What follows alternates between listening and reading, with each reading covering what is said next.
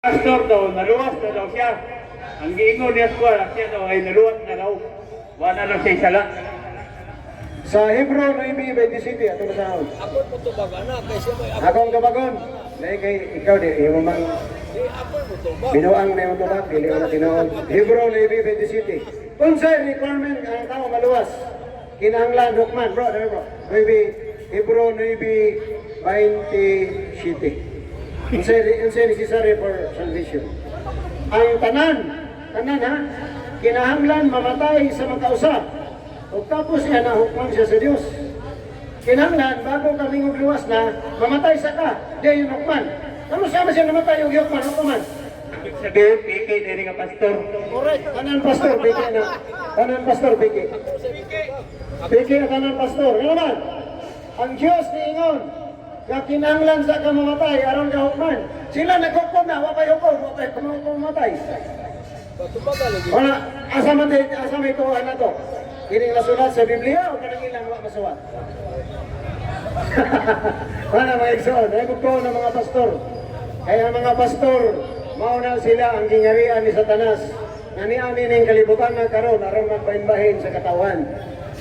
Nakabala sa Biblia, at kini sila tigsamok-samok, tigbahin-bahin, naa. Roma 16, 17, 18.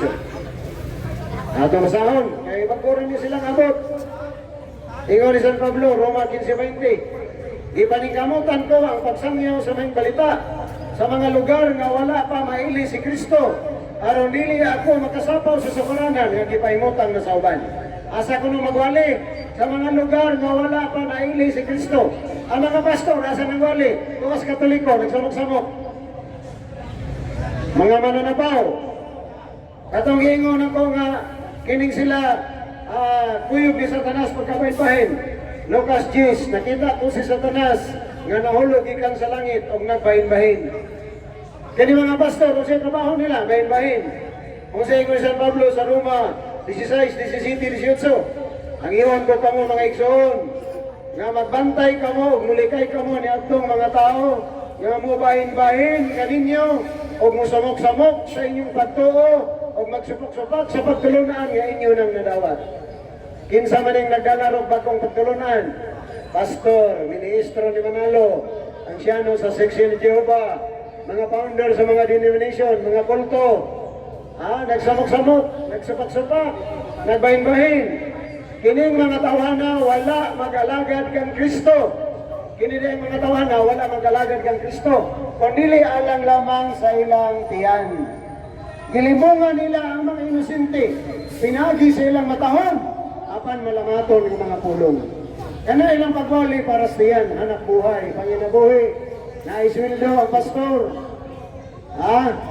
Mga mga igsoon, ingon ni San Pablo, bantayan ninyo na sila, likayan. Nagsamok-samok, nagbahin-bahin, nagsupak-supak sa atong pagtuo. Maamon nilang trabaho, nagsamok-samok sa Katoliko, sa kasakad balay, manintal. Ang niya, ang bersikulo nga basahon, puro anti-Catholics. Ang pabor sa Katoliko, laktawan. Mana ang tubag sa pangutana.